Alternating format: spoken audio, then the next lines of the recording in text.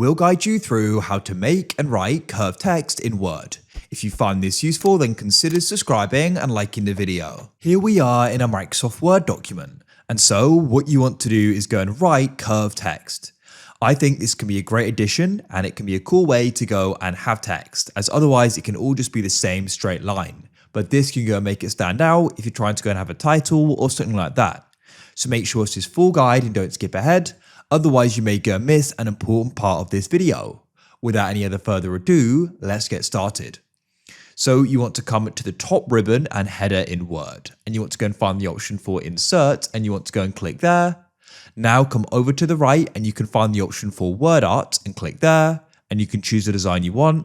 I'll just go and keep this simple and have a black text here like so. Now what you can do is go and write in what you want. Now what you can then do is with it, when you've gone and typed what you want, you may want to go and capitalize parts of it. I might do that now, just make it look a bit better.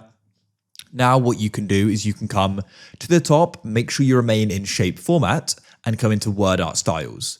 And you want to go and find the option for text styles and go and find the option for text effects like so and click there.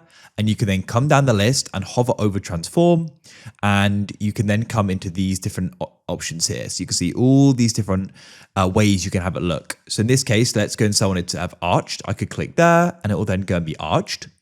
If you want to go make it more arched, what you can do is click and hold this point in the middle at the bottom of the box, drag it down, and as you can see, we're making it more arched, as you can see.